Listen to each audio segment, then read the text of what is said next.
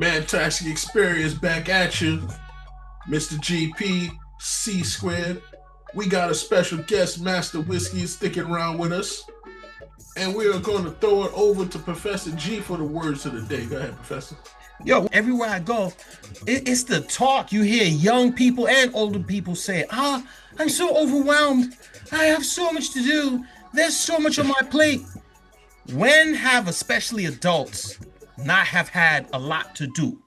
So I never use this term because I always got a lot to do. I got my list that I have to achieve, my to-do list, and I'm checking off boxes, getting things done because I'm like, this is what's expected of me. I just never expected life to be easy. But you have people who are like, oh, I have to go to work, and then I must study, and then everyone needs me, my family needs me. Well, isn't that life? Let's think back to the agricultural days when people had to go out into the farm and they had to grow crops and they had to pick crops and make sure that everything is watered. You're talking about all day to grow your food and then cook it and then pluck the chicken, cut his head off or whatever you're doing. And if we go further than that to the hunting and gathering days, people literally spent their whole lives chasing their food, unaliving it, and cooking it up. So now you have people today, escalators, elevators, cell phone in your hand, all kinds of communication. And my brow is wet with sweat from pushing these buttons. What am I going to do? Someone help me. And I'm going to tell you why they do this. It's ego.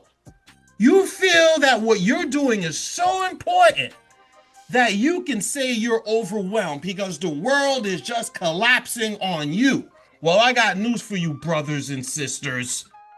This is what life is. If you can't walk, chew gum, and snap your fingers at the same time, you're probably not going to be successful. I dare somebody to disagree with me. What you say, man? So can I take the Full Metal Jackets drill sergeant on for a second? Yeah. So I'll use myself as an example of something that actually happened within the last year, and life can be overwhelming at times. So here we go. No, hold on. So let him speak. So I was in a position where my mother is elderly, so I help my mom out. I have a young daughter who's 1 year old, so I'm raising her. Sandwich generation, right? Exactly. And I had a situation where my boss had just left, and I had a new boss who didn't like me. So now, whose fault is that, Mr. GP? Listen, as I tell people, if you don't like me, there's something wrong with you. I'm a fantastic guy. Okay. So if somebody doesn't like me, he's a very good guy. Yeah, I kind of feel like he's got a point there. Very few people I would say that about. Right. There you go. So I'm not even, just to quote our president, you don't even have to listen to me. Professor Master Whiskey will tell you. C Square will tell you. You don't have to take it from me. But anyway, it can get to a point, and I realized this after a while. There would be a point where I would just wake up at like 2 a.m. and there's just thoughts running to my head, and it's like, okay, what do I need to do for this job? Like, is my job in jeopardy? Is it not? What do I need to do? How do I get it better? And then you start stressing. So then you're trying to now you're pushing everything and trying to make sure you're doing what you need to do for that part of the job, but you're also tiring yourself out because you're not sleeping right. So then all these other responsibilities are piling up. You're stressing yourself more. Something now, a common mistake that might happen on a daily basis. You're now drilling down on that as if this is life or death, and then it just becomes that more stressful. Now it's a challenge. You have to always rise and meet your challenges. There's no excuse. If you can't rise and meet the challenge, then you have to start looking for another job and get out of that situation. But there's still that period of time where this is where you're making your income. That's my exact point, man. It sounds like you're on your period. And I'll tell you why. Because things happen. Isn't that to be expected? I understand your mind racing and you having thoughts at night. I'm not going to say there aren't things that's kept me up at night. But I accept that's part of the process because everything... I'm not gonna say everything, but most things I learned was through the fire. The fire had to burn, and then you became a new person like steel. How do we forge metal? Through the fire. And if you're not ready to go through the fire, you're not gonna become that tough piece of steel. So, look, I appreciate what you just said, Professor G, but I'm also very empathetic to what Mr. GP was trying to talk. I've been through those seasons in my life for sure, right? Where you just feel overwhelmed. Did you have like a pink scarf to wipe your brow when you felt like that? I'm just curious. Well, I did not. Okay. However, you know what I'm saying? What I'm trying to say is this. The fact that you feel overwhelmed is what tells you you're in the fire. So Okay. I don't I agree with persecute that. the person who says I feel overwhelmed. What I persecute, to be fair, is the person who folds everything up, crosses their legs on the floor, and says, I'm giving up.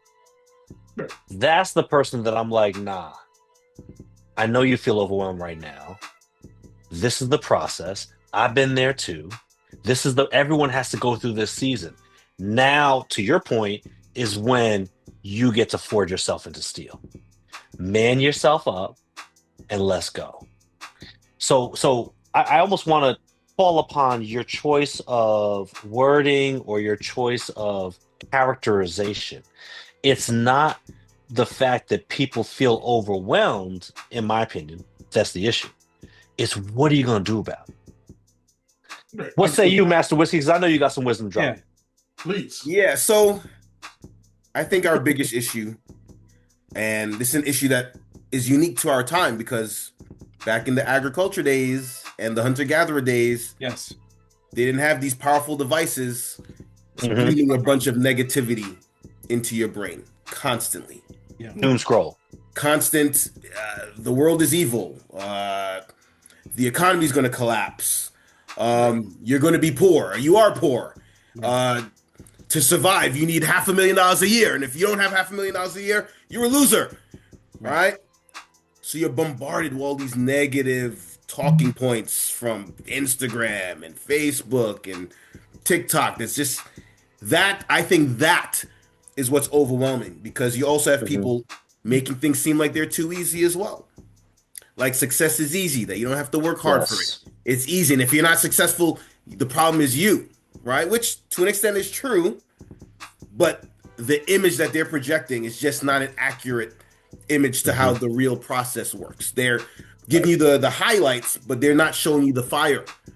So then when you're going through the fire, you miss that context and it becomes more, you think you're doing something wrong when you're actually doing everything correct.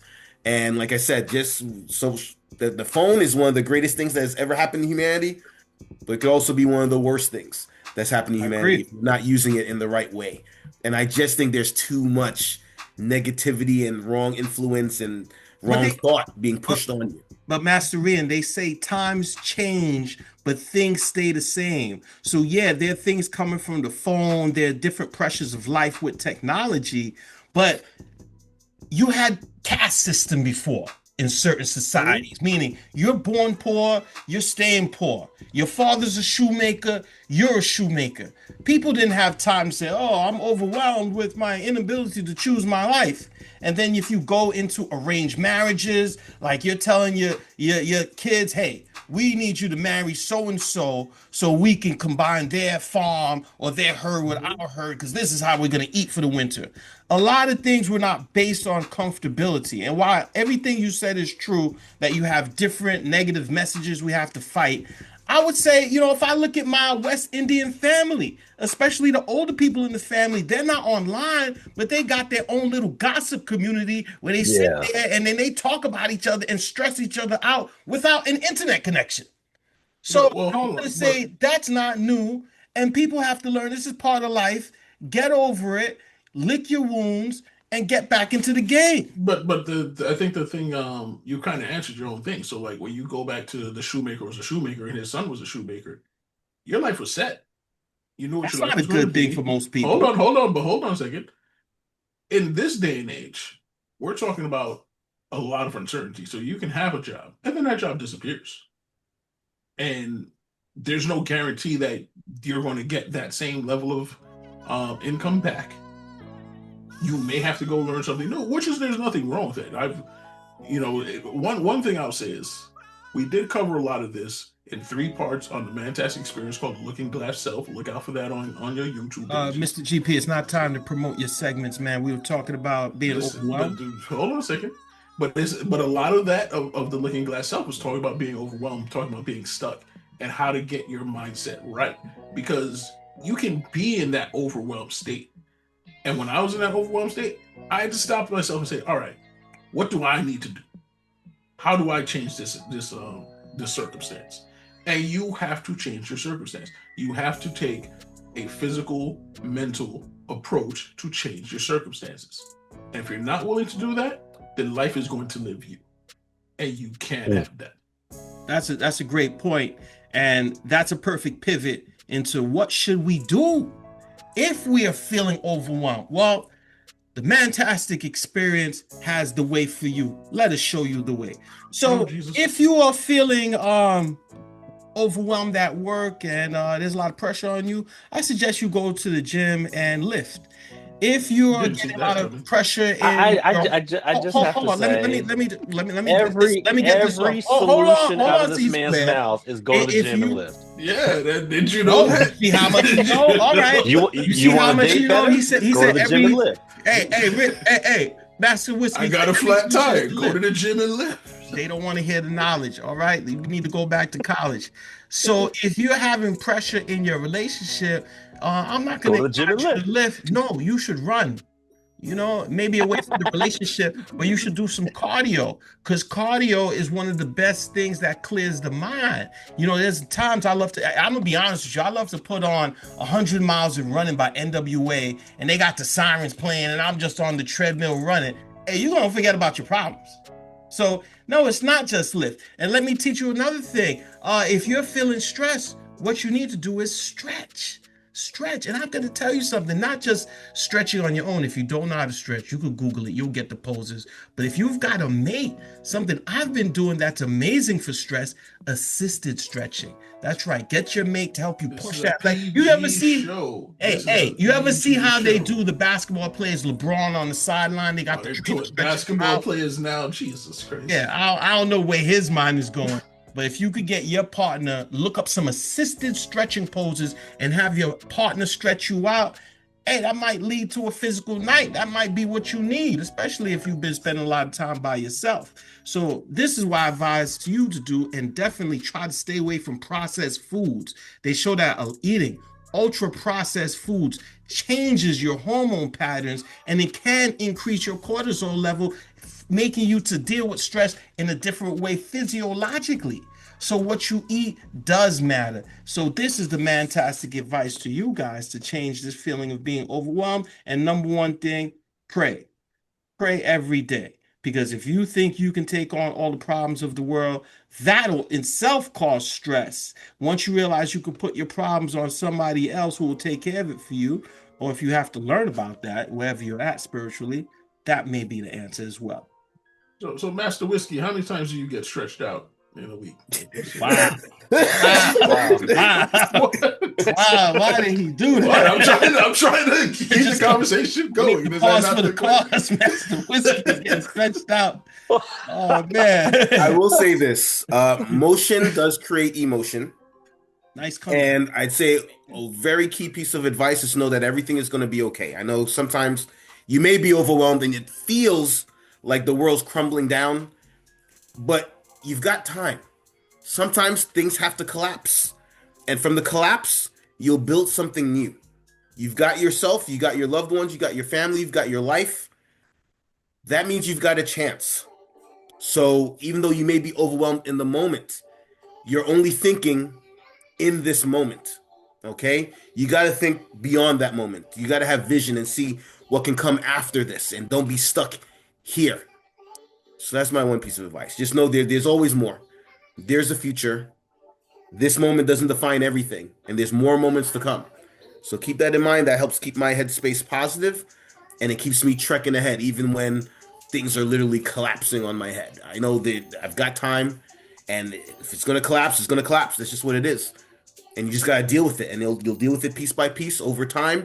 And from the ruins, something better and stronger will come. But we're not talking. Go ahead. Jump in. Let me jump in on what Mr. Master Whiskey just put out there, because I think it's powerful. And I would go even one step further and say, at the end of the day, what are we saying to ourselves in our thought life, in our audible life? A lot of us, when we're alone, when we're walking around trying to deal with some stuff, we're talking to ourselves, how am I going to get past this situation? And the power that we have to realize that rests in what we are saying to ourselves, internally or outwardly, the voice that we are saying, where our ears can hear what we're saying, which is very powerful. A lot of people call it auto-suggestion. But at the end of the day, your brain does not necessarily know truth from false. Your brain, and your subconscious even more so, does not know truth from false. But what it does know is what it hears recited in its ear to itself over and over and over again. And there is tremendous power in the subconscious mind. And so if we're constantly telling our subconscious minds, I'm going to fail. I knew this was going to happen. Here we go again. This is it. It always happens. I never win. Something bad always happens, just over and over and over again. Your subconscious is going to keep hearing that. And your subconscious is going to say, oh, yeah, sure, we got that. Here you go. Here's something else that's bad that you can say that about. That's how it works.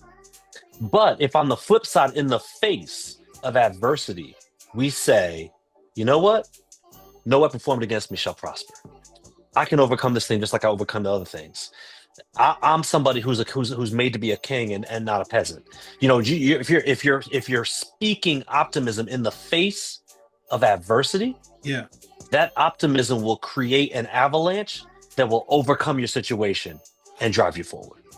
And there's so many examples, so many people who live this. It's not easy, but we have to do it. And we have to walk through it. And I think, in my opinion, it starts with how we are talking to ourselves. And when I was listening to Master Whiskey, he reminded me of that, because some of the stuff he was saying, he didn't say it like that. But at the end of the day, the narrative that he was describing, it needs to be our self-talk in order for us to overcome. You can't consistently have negative thoughts reverberating across your mind, coming out your mouth to yourself and to the people around you, and expect to overcome. It's not going to happen. That's just not the way it works. So I'm going to leave it there. I'm going to add on to that. I think, you're talking about what we say to ourselves, and I think we have to take to the next level what we say to our children. So I think there's too much coddling that goes on. Yes. Our children and making their lives easy.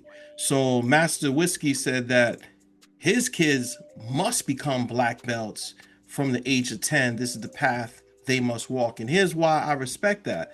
Because number one, you're providing a path for your children.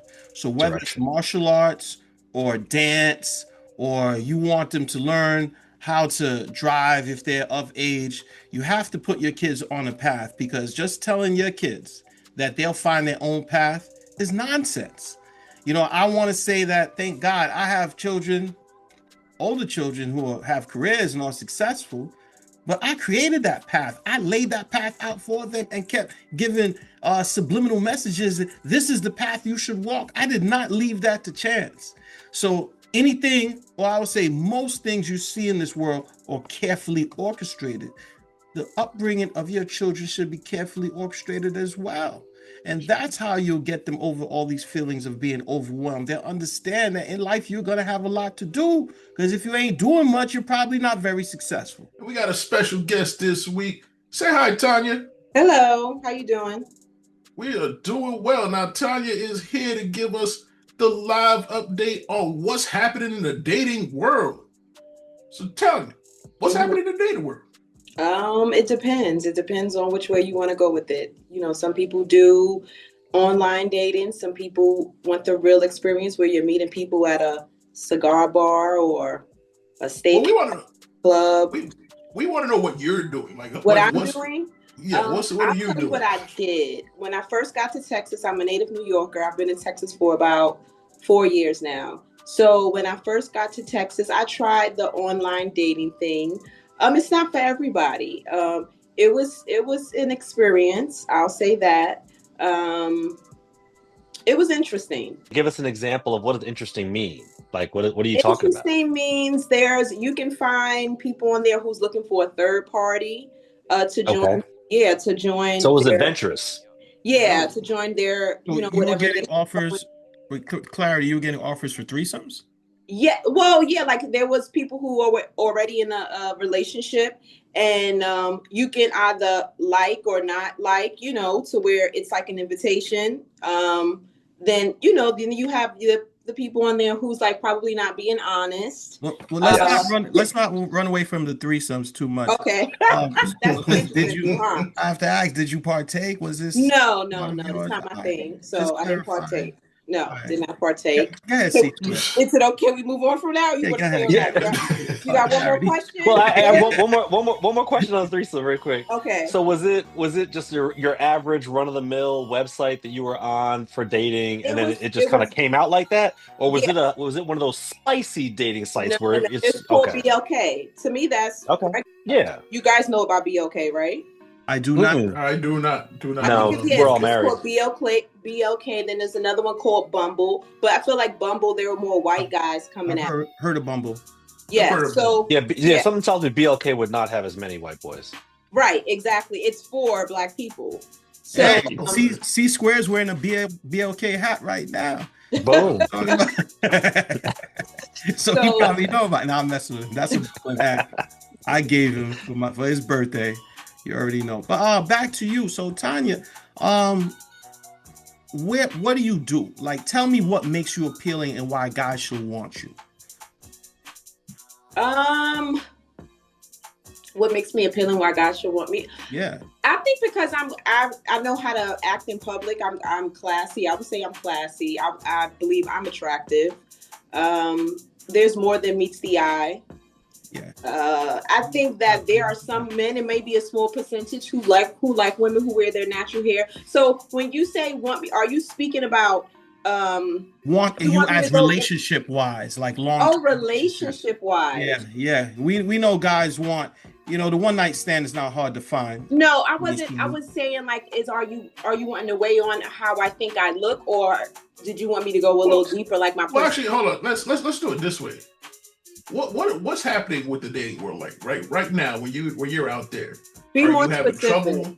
I'm getting it. Are you having trouble meeting quality guys? Are you saying that are guys just looking for one thing? Like, what's exactly happening? This is what we're trying to figure out. I think it's a little bit of. I think it's both. I think it depends on your vibe and what you're giving off, and if they're married or not.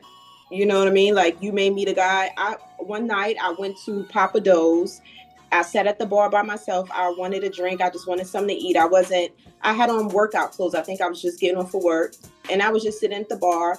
A gentleman, he slid a receipt by me. And then I looked at it, and he already had walked out, and he paid for my meal. So I ran out and I was like, thank you. I appreciate that. Of course, on the receipt, it was his phone number. And he wrote something. So I think the next day I called him, I texted him, but come to find out he was married. So that never happened. Did he let on about that right away so that you knew kind of what the lay of the land was? He told me once I asked him, because I asked the question, but he didn't lead with that. No.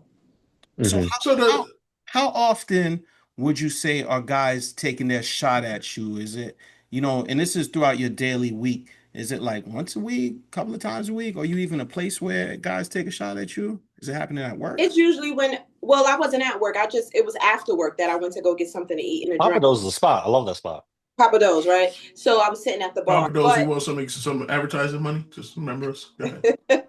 So if it happens, I'm usually out. Like, I'm at a cigar bar, or me and my girlfriends are at some type of lounge or something like that. That's where it usually happens. So if I may, I've known Tanya for a long minute here.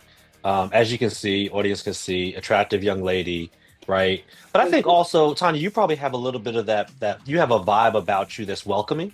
Mm-hmm. This not gonna people don't get the vibe that if I approach her, she's going to shut me down in 2 seconds. Mhm. You know, you're more welcoming, engaging. So I think that kind of plays towards it a little bit more so than.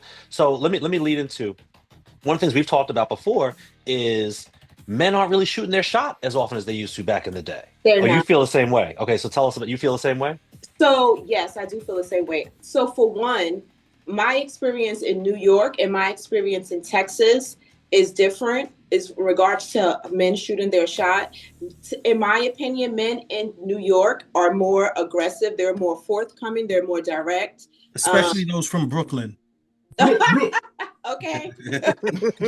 Sure. So you can meet somebody walking out your door, going to the store, and they'll drive by and be like, "What's up, shorty? Can I get your number?" Like it's just that easy. In Texas, it's not like that. It's not like that. They're looking for you to give them a sign, and I understand that because it's a different dynamic, right? It is a different dynamic. But when I did go back to New York, it felt the same. However, in Texas, I feel like they are looking for a sign. They're looking for you to make eye contact with them. They are looking for you to smile.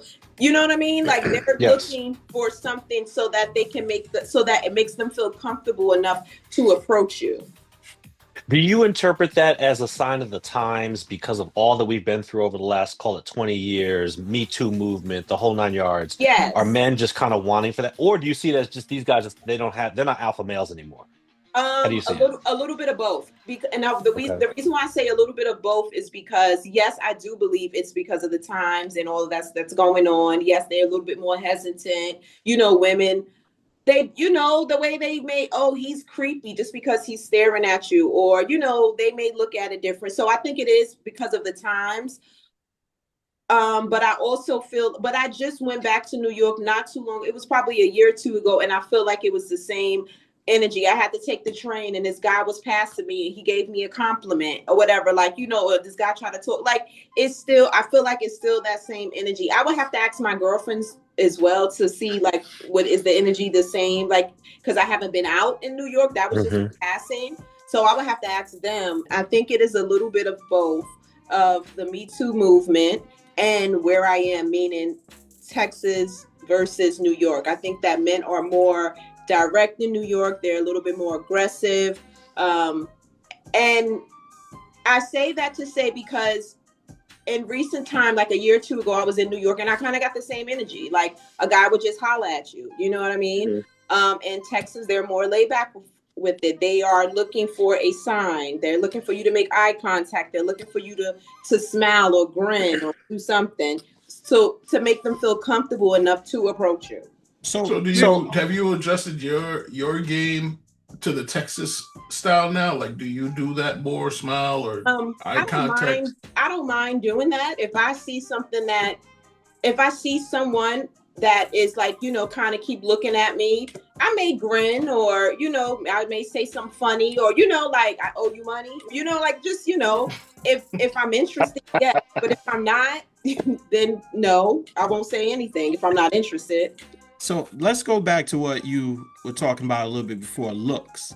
So you have natural hair. I'm a big fan of natural hair. What feedback do you get from men in general about your natural hairstyle? From somebody I know from guys that I know, they like it, ones that I know, but. Does the attention factor add up when you're with some friends who might have, some added hair or some wigs on, whatever the case may be? How do you feel it adds up when you're with someone who's a little bit more high maintenance, as they would say? So I'll be honest. I have a group of girlfriends that I hang out with, and I feel like it was one day we went to a cigar bar, and two of the light-skinned ones were sitting towards the end, and me and another friend she's darker than me. We were sitting on the inside, and I'm not gonna lie, the two light-skinned women did get more attention. We were sitting there chilling. We was all sitting there, but the guy came over and they was conversing with them. Now, one of the women has locks, the other one doesn't. She has a fine texture, I would say, still black, but has a fine texture. they were kind of just talking to them. They weren't really paying us any attention. Mhm. So it was two guys. It was just two guys. It started out with one guy, then another guy had came over, and then the second guy did introduce himself or say hello or whatever. But for a minute, me and my other girlfriend were kind of being, I ain't gonna lie, we was kind of being ignored. You know, I'm not. So if you could go back to that night, I see it. Say that again. I didn't hear you. My fault. I said I'm not bothered by it, but I see it. So if you could go back to that night, is there anything you would have changed about your approach or look, or would you keep it the same? I would keep it the same. Okay, tell us why. Because I'm not for everybody. Okay. Nice. Yeah. I like let's that. talk. Let's get in on that. Like, what are you looking for in a man out here? I'm gonna be honest. I have a love interest. I'm single, but I do have a love interest. Okay. So you have someone you're hooking up with. I have someone that I've known for a very long time that we keep in contact. We communicate. We're each other's love interests, but we're still operating on a single terms. How long has that been going on? I've known him since I was a teenager. Okay. Well, we've known each other since we've been teenagers. But the relationship or the interactions? Probably since last June. Okay, so this is a minute. Yeah. How come it hasn't blossomed into a full-blown relationship? Because he's in one state and I'm in this state. It's We're in different states. Long distance. So Okay. has it ever been a relationship that where y'all were really legit, like, you know, call it quote unquote boyfriend girlfriend, or never? In 2012. That was my last relationship. Long minute. Okay. Yeah, it's been a minute. So hold on. What do you think is the reason for that? That from 2012 being your last serious relationship? Is it the men? Is it you were just doing your own thing? Like, what do you think? Doing my own thing. Like, I think I started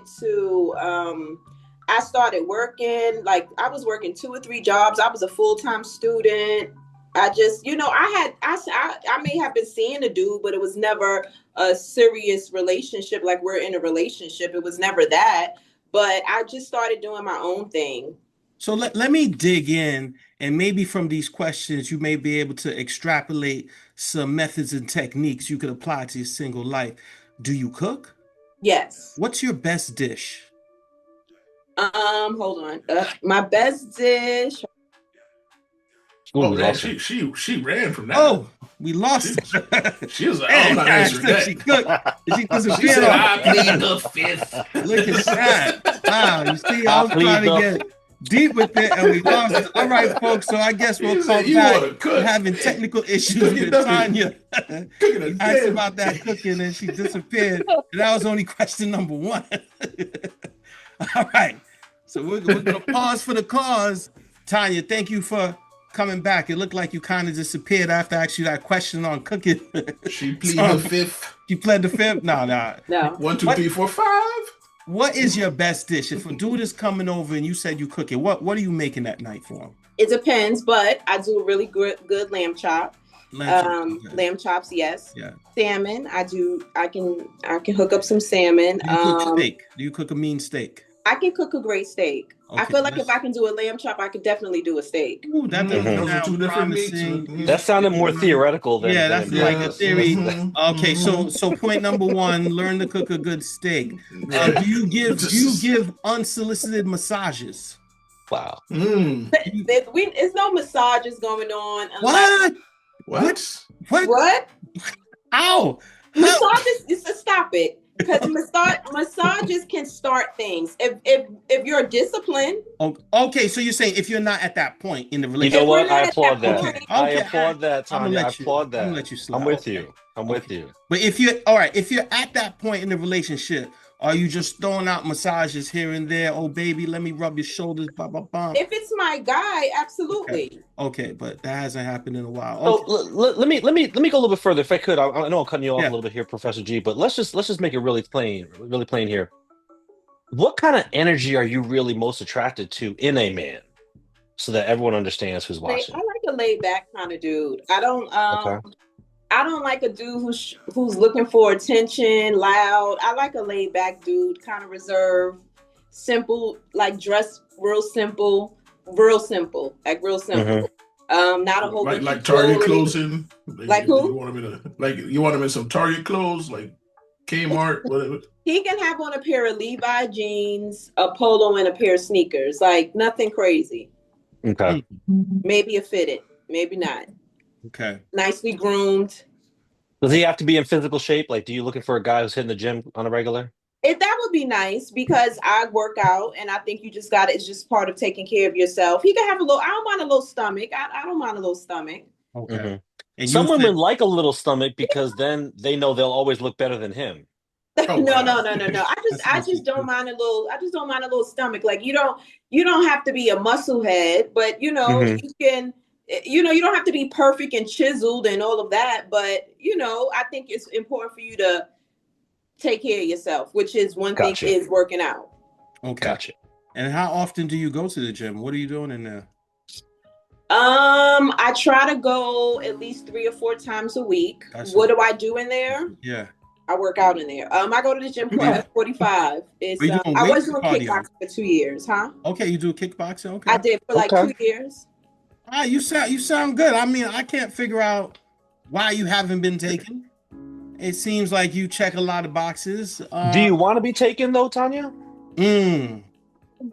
Comfortable, to be very honest with you. I'm comfortable in this space that I'm in. I have a friend that that's here in Texas that I hang out with. I spend time with. And then I have the guy who's in the other state. I'm comfortable. Like, so you got a 2-piece meal that you can just dabble in when you're hungry, and then whatever else happens is what happens. Professor G, what does that mean? I see this is a real comfortable lifestyle where I feel I'm not bad at all. You're kind of dipping in and out of the single life / I'm not dipping in and out of it. I'm in it. I'm in it. I'm in the single life. I'm in it. Yeah, but are you too comfortable in the single life? Am I too comfortable? Yeah. By whose standards? Well, I'm saying by the standards of getting together, because here's my philosophy, if you haven't been educated to it. I believe that everyone is happier in a healthy relationship. And, after a while, it gets lonely. I've spoken to a lot of women who at one point were praising the single life, but then later on told me that they have a lot of nights alone crying. I haven't gotten to that point. Okay. But I'm sorry, did you not hear about the 2-piece dinner that she What did you say? Okay, Mr. GP, say it. What? Tell me. Go ahead. I'm saying you're not having a lot of nights alone. If you want company, you're going to get some company. I am having a lot of nights alone. I am. But on purpose, right? It's not. It's intentional. It's not like relationship. So they'll come through, but it's not like a full relationship. This is what she's saying. So it's like she's having the best of both worlds. I'm saying maybe the reason she's still single is because she's not leaning into one world. Yeah, but what I'm saying is, if I'm picking up on the vibe, right? She's when she needs companionship, she can get some, right? In a respectable way, respectful, and then when it's time for her to sprawl out on the bed, she can do that too. Respectfully. She can. Respectfully. She can. Yeah, there's nothing wrong with that. What's wrong with that? Is that on point, Tanya, or we bugging? So when I say I have a friend, when I spend time with this friend, we just cool, like we just chilling, like for me it's no emotional connection. Is it a physical relationship? Not really. It feels platonic. Like, but if I want it to be sexual, it can be. Okay, but that's not. This is the stateside one or the. This is the one that's here in Texas. Okay, got you. So if it's platonic, I want it to be sexual, but it's good company. It can be. It's good company. It's good company. Yes, great company. Yes. Is there somebody to hang out with? Yes. Do you think? If I want it to go sexual, it can. Yeah, do you think said party would like it to go further and they're just kind of hanging out till you're ready? The one that's here? Yes. He has said he would like it to go further. However, there's one thing that he cannot do that if I wanted it to go further, he's not able to do. So there's a deal breaker. What's that? Can you share that? He can't have kids. Oh. Okay. He was snitch. Ooh. Yeah. Okay. And then you want children, I obviously. want at least one. I want at one. least. Oh, this is what I'm saying. Yeah, I just want one, not children. I want a child. One. So I know we got to wrap up soon. So let me give you some Mantastic advice. Go ahead. Because I know you've been waiting all your life for this, but. No, thank you for coming on. Let me just say that first.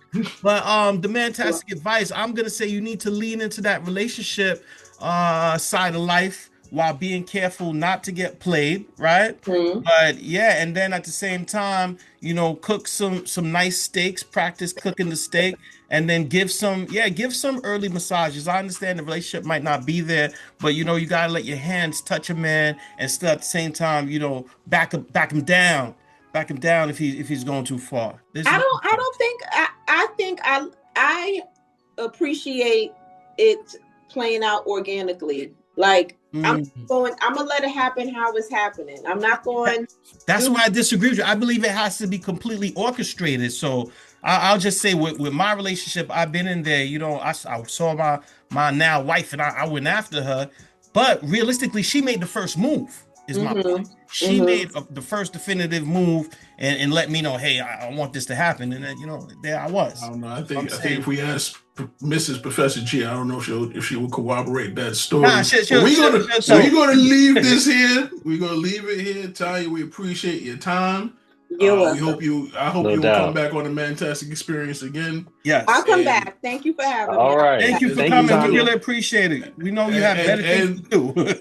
And you know what? There was a brother on here a few episodes ago. He had a 5-piece meal. Tanya's got a 2-piece meal. We respect all sexes and the meals that they're having. So, Mantastic Experience. Yeah. You're here with Professor G, C Square, Mr. GP. Bring you here an entrepreneur from New York City, live from Queens. We got Rian. Tell us about yourself, bro. Hey guys, how are you doing? My name is Rian Whiskey, Master Whiskey. Been training martial arts for 33 years. This is my Jesus year in the martial arts, and I was awarded with the master title. And entrepreneur, serving my community in a variety of different ways. Yeah. So, all right, Master Whiskey, let's just jump straight into it. How did you open up a martial arts school? We want to know, how do you start a small business? Go tell us about that.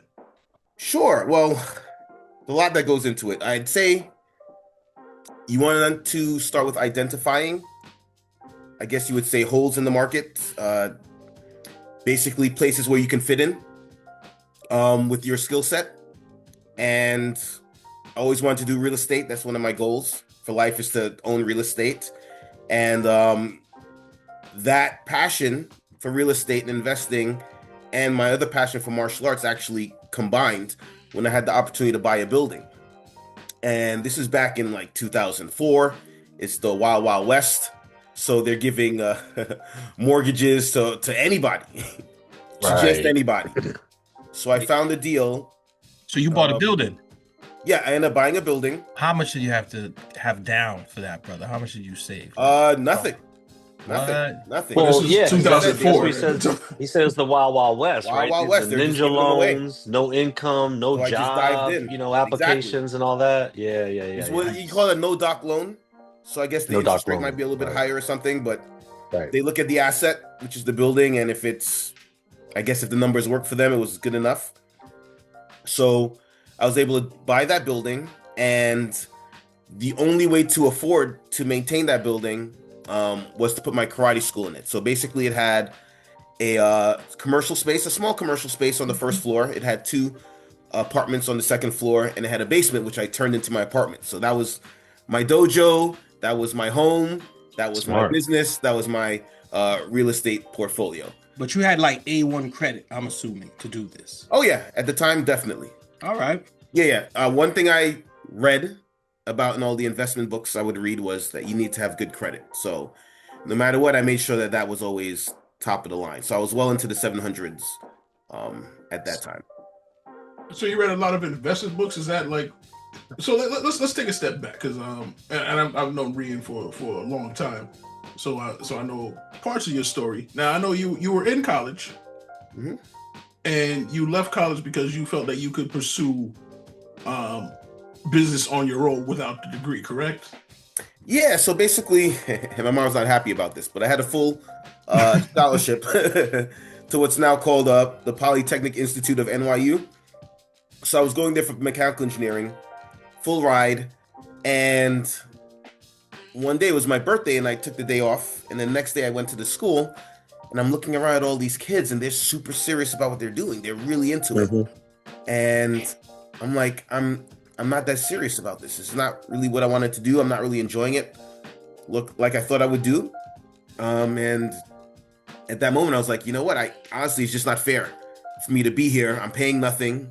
And they're working hard. They probably took out $22,000 worth of loans at the time to be here. And I'm like, I'm not giving the same effort. And it's not what I love to do. And I love to do martial arts. And in that moment, I said, I'm going to open up a karate school. It's what I love to do. It's what I want to do.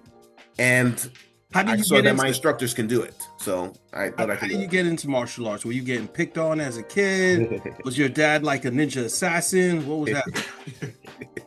No. So I was actually in Trinidad. That's where my family's from. And I was playing, we saw a Jean-Claude Van Damme movie, my cousin and my friend. So after the movie, we're playing karate, which of course kids don't play karate. You could get yourself hurt, and we probably did hurt ourselves. But when I went back home to Brooklyn, I said, Mom, I want to do karate. And she found me a karate school, put me in there, and 33 years later, I am the master. You are the master. That's great. Show enough. I'll just say quickly, my story with Rian, he let me use his karate school, and we said, yo, show me how to flip somebody, like you're doing a defensive flip. And he was just like, sure, you ready? And I'm like, yeah, I'm ready, bro. Ain't gonna be nothing light. And he threw me clear across the room.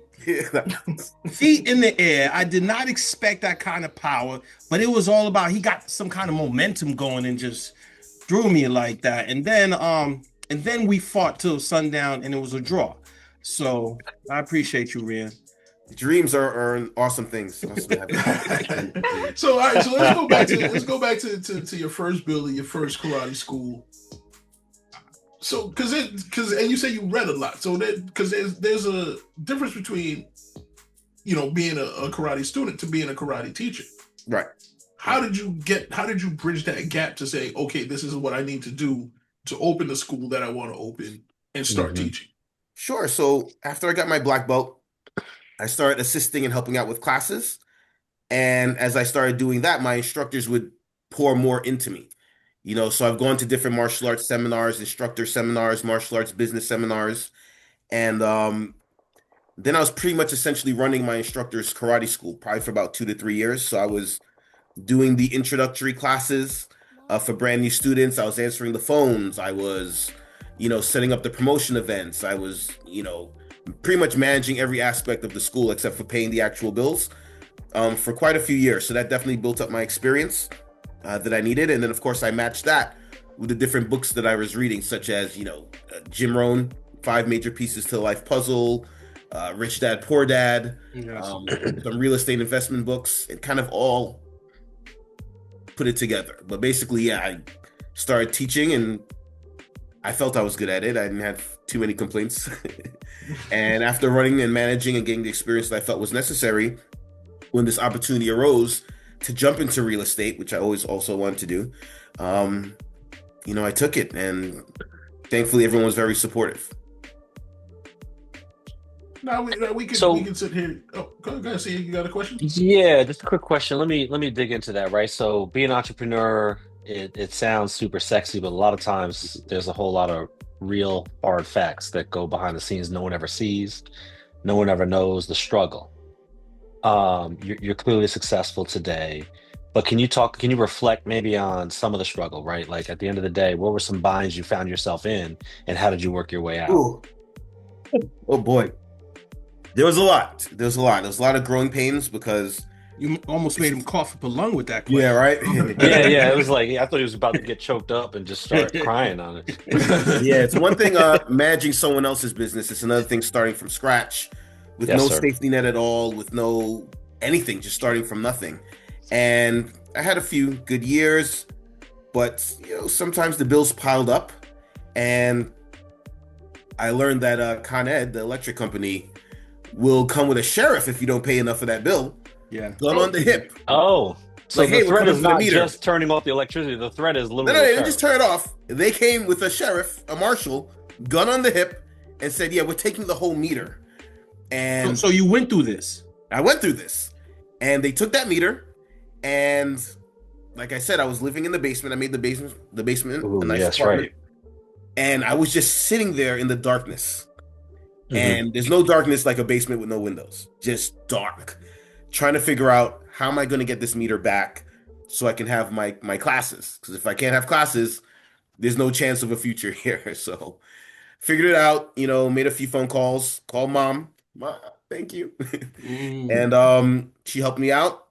I got the meter back and I got my finances back on track. But I learned that don't play that game.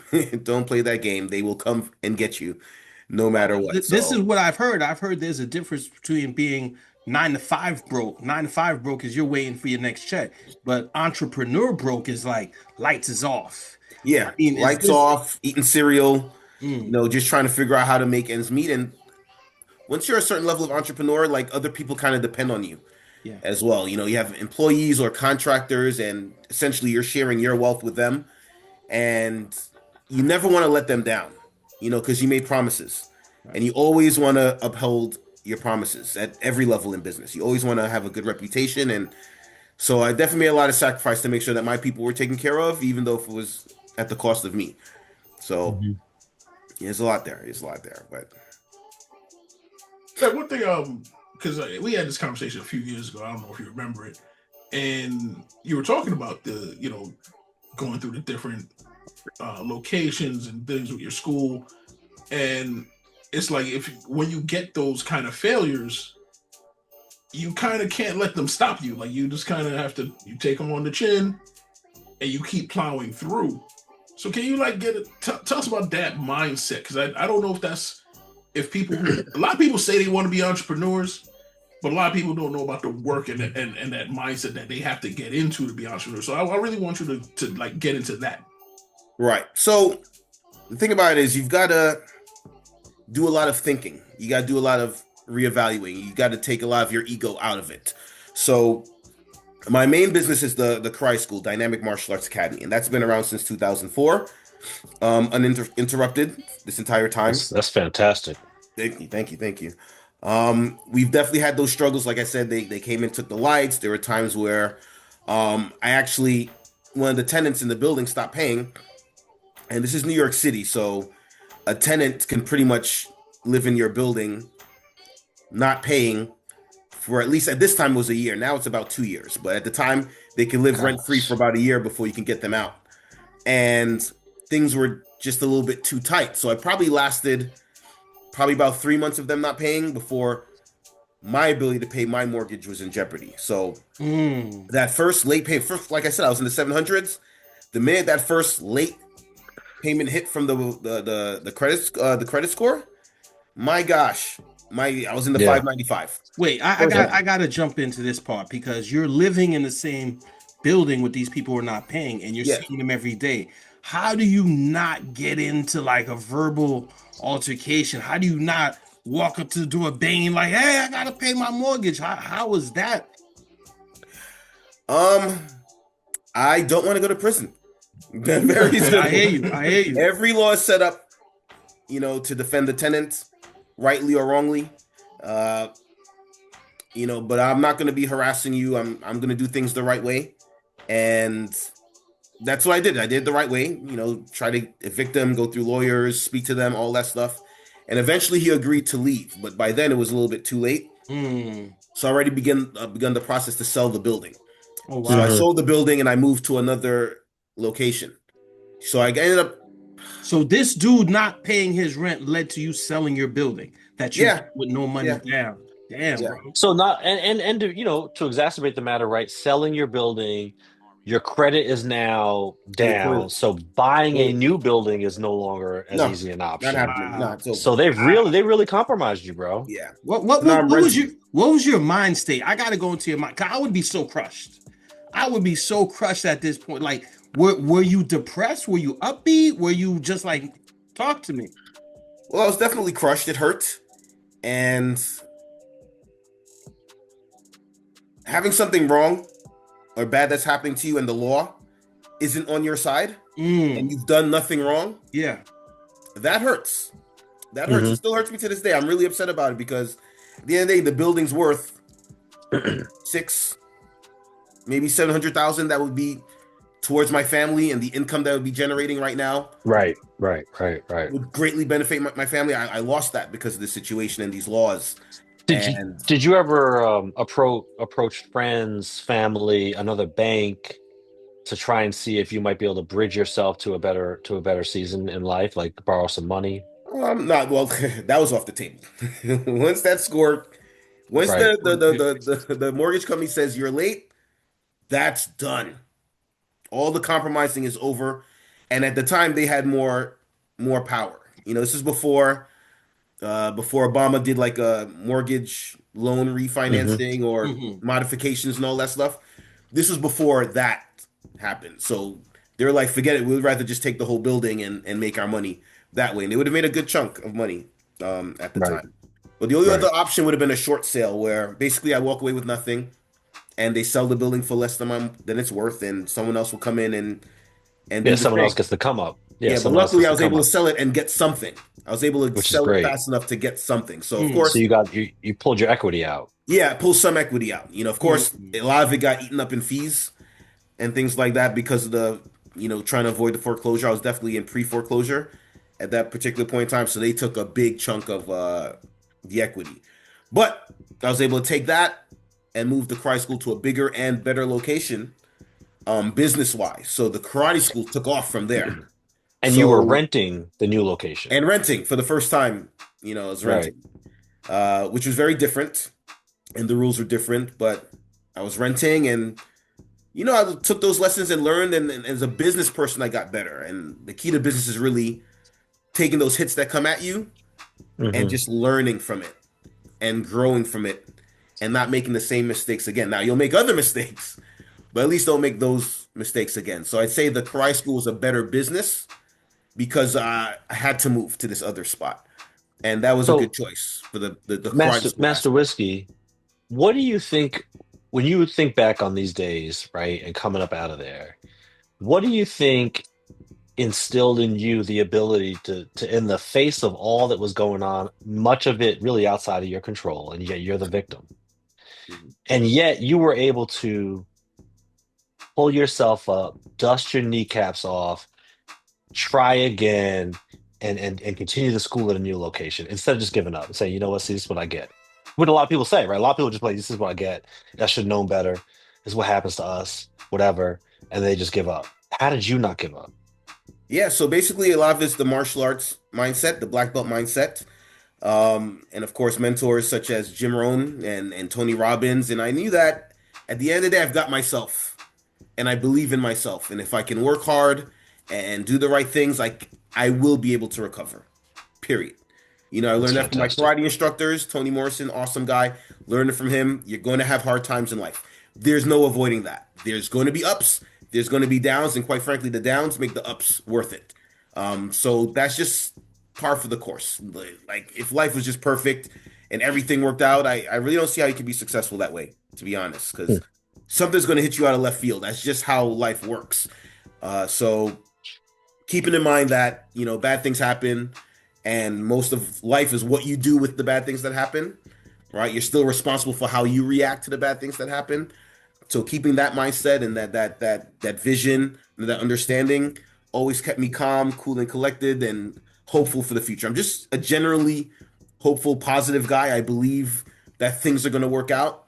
And even after tough times, things have always worked out. I haven't been wrong yet, thankfully. So. That's great, bro. I love it. So I want to take this a slightly different direction than I think we originally planned. But you've been training and teaching children since 2004. Before that, I'd say I first started 97. So what do you see different with, I guess, millennials compared to our generation as a teacher?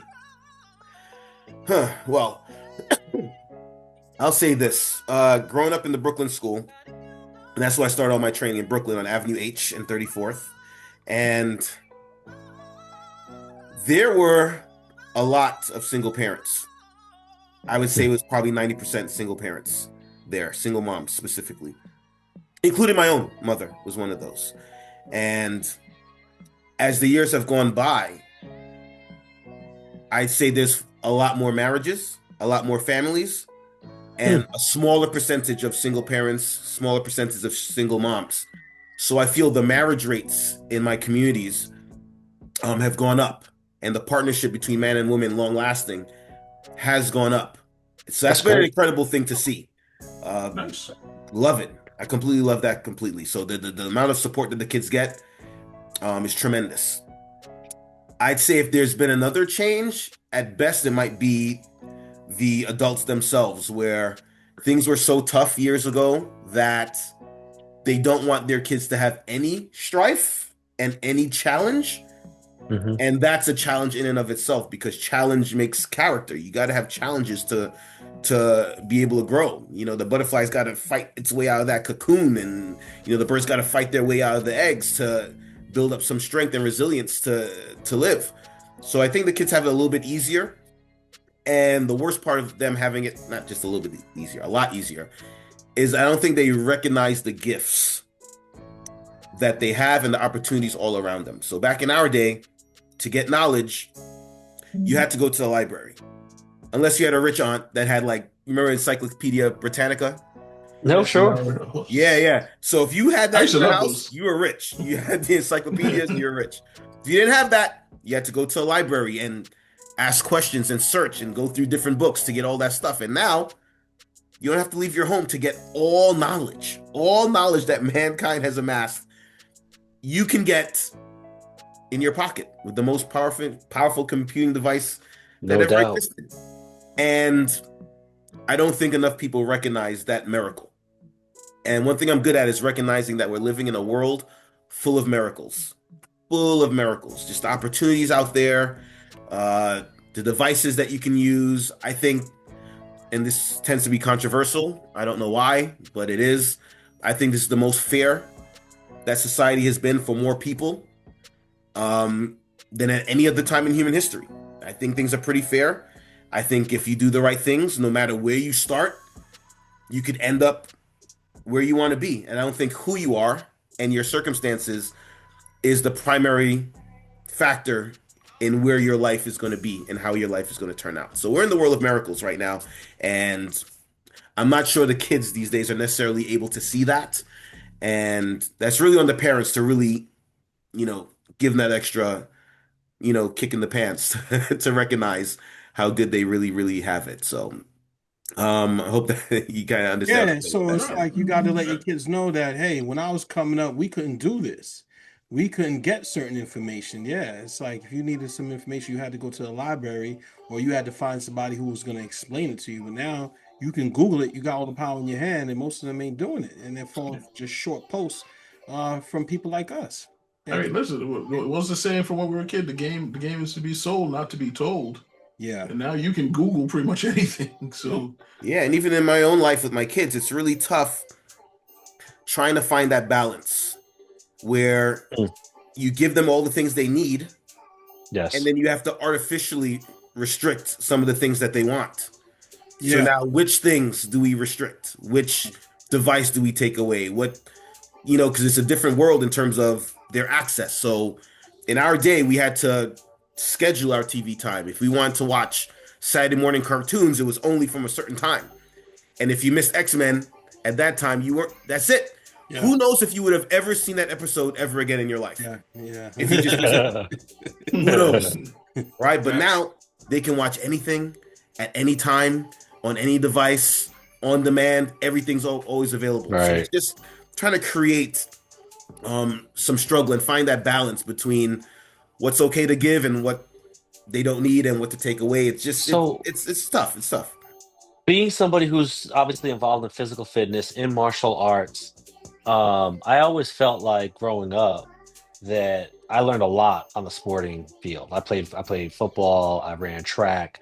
There's a lot of lessons I learned on those platforms that really shaped me into who I am today. I don't know how old your children are, but do you steer them in the direction of sports? Do you see that as a conduit to create that, like you said, artificial challenge so that they do have something they can fight through?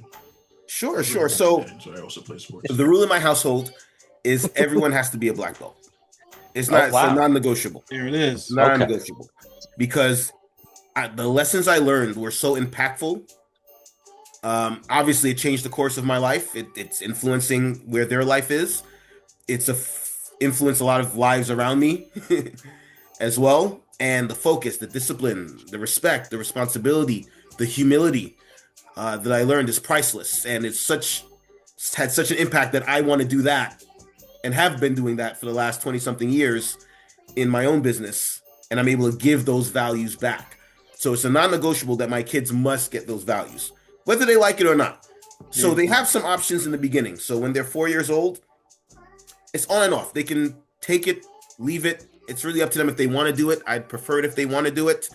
My older son did a lot of start and stop. My youngest son is he's 5 and he's currently in the classes. But the hard rule is by 10 years old, you're in until you get your black belt. There you go. Period. So you got some leeway until you turn 10. But by 10, your options are over. Your wants are insignificant. Yeah. This is what you're doing until you get your black belt. So for the next 3 years, at least, you're going to be doing this. End of story. And then once they get their black belt, they have choices again. So hopefully they'll love it and have the passion and want to be instructors, because I would love to leave them some parts of the business. But if that's not their interest, that's okay. They've got the values. And of course, they've got me. So whatever direction they want to take their life in, it's going to be an easier path than the one that I had to take, where I started from scratch. They'll never have to start from scratch, thankfully. But they're going to still have to work hard. Your wants are insignificant. Man, that's powerful. That's the Mantastic way. That's being a parent. That's being a parent. I'm sorry, I love you. And because I love you, you're not going to get what you want. And you're not going to do whatever you want. And you're not going to, Bump all that. Hold on, Master Whiskey. We're going to save that because that's another episode in itself. Yeah, that is another episode. You got to come back and you going to come back and talk about that on another episode. Happy to. So before we sign off, plug your karate school, plug whatever businesses you got. Give you 30 seconds. Go ahead, plug them. Sure. So Dynamic Martial Arts Academy is in St. Albans, Queens, and we empower lives through martial arts. So focus, discipline, respect, confidence, self-esteem, and of course self-defense. They're going to learn at my martial arts school. So I have the Queens location. I also have a New Jersey location in Colts Neck that's been open about a year. It's going pretty well. Wow. It's growing. So we've got 2 main karate schools, and that's my passion. That's my life. That's my number one. Influencing lives and making lives better. That's what I do. On the other half, I also do real estate investing and real estate sales. So commercial or, domestic, I do it all. So you can also reach out to me for real estate advice, or if you're looking to buy or sell or invest, I also do that as well. So try to be as well. Where can they find you? Where can they find you for real estate? You can email me, rianwhiskey@gmail.com. rianwhiskey@gmail.com. REANWISKY@gmail.com. And you're licensed in both New York and New Jersey? Licensed for real estate in New York. So I just in New York. Okay, gotcha. That's what's up, brother. Awesome. We appreciate you. Thanks for coming out. We appreciate you taking the time out to talk to us and educate these young brothers in the path of entrepreneurship. And we hope you come back soon. More than happy to. Yeah. Much love.